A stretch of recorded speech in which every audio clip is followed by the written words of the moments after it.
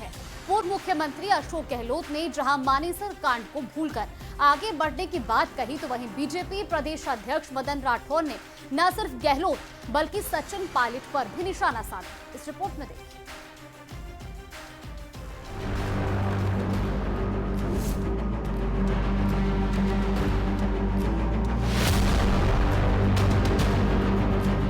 अब भाई हर घटनाक्रमों को मैं याद ही रखता रहूं तो फिर दूसरा काम कैसे करेंगे? सियासत में वक्त की बहुत बड़ी अहमियत होती है, तभी जिन सचिन पायलट की बगावत ने अशोक गहलोत का तीसरा कार्यकाल दोभर बना रखा था, उस शख्स से हुए विवाद को गहलोत भूलने की बात कर रहे हैं। जी हां, एक बार फिर सूबे के पूर्व मुखिया ने मानेसर घटनाक्रम को इतिहास बता दिया है। गहलोत ने साफ कह दिया कि अगर आगे बढ़ना है तो पुरानी बातें भूलनी होंगी। हमें आगे भी तो काम करना है, तो पुरानी बातें भूलनी पड़ती है, सबको मिलकर आगे बढ़ना पड़ता है ना। देश हित में यही है। आज मैं हर व्यक्ति को कहता हूँ, मेरे कार्यकर्ताओं को, सुन लो दो बातें। हाल फिलहाल के दिनों में गहलोत सचिन के प्रति अधिक उदारता बरतते नजर आ रहे हैं। कुछ दिनों पहले कांग्रेस नेता सचिन पायलट अपने पिता की पुण्यतिथि का निमंत्रण देने के लिए अपने राजनीतिक प्रतिद्वंदी अशोक गहलोत के घर पहुंचे थे। तब से ही रिश्तों पर जमी बर्फ पिघलनी शुरू हो गई। तब दोनों नेताओं ने साथ तस्वीरें खिंचवाई थी। अच्छा है, भूल जाए तो ठीक है,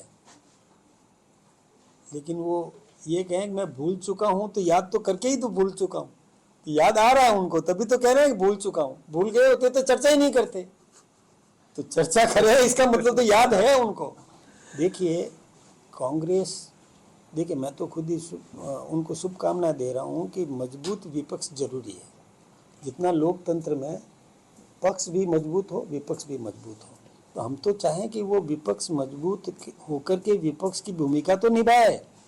हम तो चाहेंगे कि वो विपक्ष की भूमिका निभाए।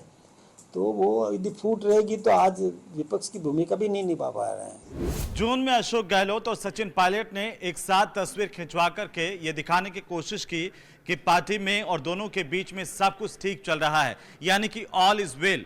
लेकिन इससे पहले पब्लिक ये भूली नहीं है कि कैसे मुख्यमंत्री की कुर्सी को लेकर के दोनों के बीच में ना केवल एक लंबी अदावत चली, बल्कि 34 दिनों का वो सियासी संघर्ष, जिसमें एक दूसरे के लिए किस तरह के शब्दों का इस्तेमाल किया गया जिनसे शायद बचा जा सकता था।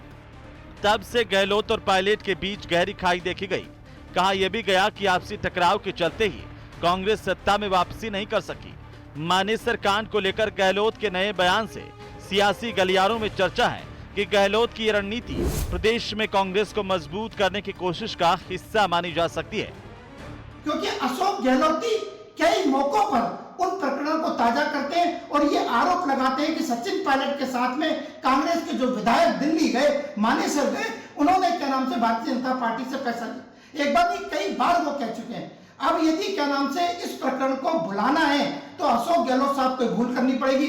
और उम्मीद की जानी चाहिए कि जब उन्होंने अपना इस तरह का बयान दिया तो भविष्य में वे कभी भी मानेसर का प्रकरण का उल्लेख नहीं करेंगे। दोनों की मुलाकात से नई चर्चाएं शुरू होती रही हैं। लोग एक दूसरे से पूछते रहे हैं कि क्या इन दोनों नेताओं के बीच सारे गिले शिकवे दूर हो गए। जानकारों का एक तबका सियासी सीजफायर की बड़ी वजह अशोक गहलोत का कांग्रेस की राजनीति में अलग थलग पड़ जाना मानता रहा है। कहा जाता रहा है कि सचिन पायलट भी गहलोत के साथ अदावत वाली छवि से निकलकर कांग्रेस में बड़ी भूमिका की तरफ जाना चाहते हैं। आने वाले विधानसभा के चुनाव में मुख्यमंत्री पद के दावेदार नहीं होंगे। देखिए कांग्रेस में एकता तभी होगी जब अशोक गहलोत साहब ये घोषणा करें कि वो सीएम पद के दावेदार नहीं है। सचिन पायलट और अशोक गहलोत के एक साथ आने से कांग्रेस को सियासी संजीवनी मिली है, तो बीजेपी के लिए किसी टेंशन से कम नहीं है।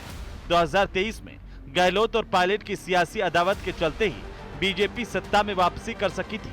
अब जब फिर से दोनों एक साथ नजर आ रहे हैं तो बीजेपी को नए तरीके से अपनी राजनीति तैयार करनी होगी। Bureau report, news 18 Rajasthan.